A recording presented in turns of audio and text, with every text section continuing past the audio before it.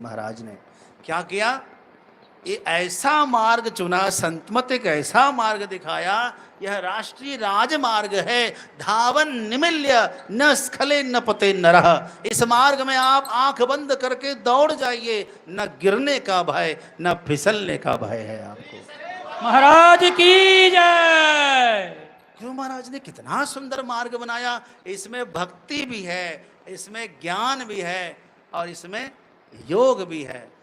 कहते हैं ना, योग हीनम कथम ज्ञानम मोक्षदम भवती हबो, योगोपि ज्ञान हीनो न क्षमो मोक्ष कर्मणि। यदि योग के बिना ज्ञान नहीं हो सकता और ज्ञान के बिना योग भी मोक्षदायक नहीं हो सकता, और ज्ञान भी भक्ति के बिना नहीं हो सकता, क्योंकि ज्ञान और वैराग्य तो भक्ति के पुत्र हैं। यदि हमने भक्ति माँ का आश्रय लिया तो ज्ञान हमारे भाई हो जाएंगे, वैराग्य हमारे भाई हो जाएंगे और हम परमात्मा के दर्शन कर सकेंगे, और परमात्मा के दर्शन करेंगे तो आत्मा के दर्शन भी होंगे। जिस योग के मार्ग से हम चलेंगे, है ना, तो हम योग के मार्ग से, मन में श्रद्धा भक्ति जरूरी है। श्रद्धा, जे श्रद्धा संबल रहित, यदि श्रद्धा रूपी संबल नहीं है तो फिर नहीं चलेगा। तो भक्ति को साथ में लेकर इस योग क्रिया का आरंभ किया जाए और धीरे धीरे सद्गुरु से ज्ञान भी प्राप्त करें। नित्य प्रति जो सत्संग योग का पाठ होता है वो ज्ञान की प्राप्ति के लिए होता है। किस लिए होता है? ज्ञान की प्राप्ति के लिए। और मानस के का जो पाठ होता है शाम के समय, वो भक्ति की प्राप्ति के लिए होता है। और नित्य प्रति जो स्तुति होती है वो किस लिए होती है? वो ध्यान की प्राप्ति के लिए।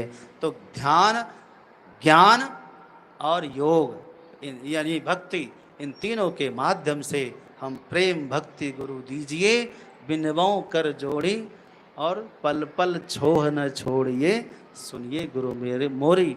यह प्रार्थना दिल से करें। ये नहीं कि हम रोज कहते तो हैं, क्या कहते हैं कि सब प्यारा परिवार और संपत्ति नहीं भावे, और मन में यही लपेटते रहते हैं, सब प्यारा परिवार पहले मिले और संपत्ति मिले तो हम छोड़ें।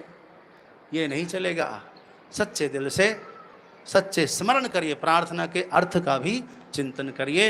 इन्हीं शब्दों के साथ अपनी वाणी को विराम करता हूँ। पूज्य स्वामी जी के चरणों में कोटि कोटि वंदन करता हूँ। आप सबके लिए धन्यवाद। महाराज की जय। एक बात और कहूँगा, आप लोग कहते हैं सदगुरु महाराज की जय, और पूज्य महाराज से कहते हैं सदगुरुदेव भगवान की जय। कहते कि नहीं कहते? मैंने बचपन से सुनते आया हूँ, आप लोग कभी ध्यान नहीं दिए। मैं इनके साथ में सामने हूँ इसलिए बोल सकता हूँ और कहीं नहीं बोल सकता हूँ। मुझे लगता है शायद आप समझ जाएंगे। जो महाराज होते हैं, जो महाराज होते हैं वो मनुष्य होते हैं, याद रखना। जो राजा महाराजा होते हैं वो कौन होते हैं? मनुष्य होते हैं। लेकिन गुरुदेव मनुष्य नहीं है।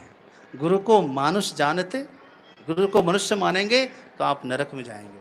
गुरुदेव क्या देव हैं, देव कहेंगे तो परमात्मा की श्रेणी में आ जाएंगे। गुरुदेव ब्रह्म में लीन हुए हैं। किस में लीन हुए हैं? तो बोलते हैं ब्रह्मलीन।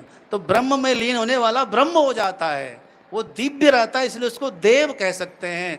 महाराज का के वापस मनुष्य मत बनाइए उनको। इसलिए आपसे निवेदन किया। इन्हीं शब्दों के साथ वाणी को विश्राम। एक बार बोलिए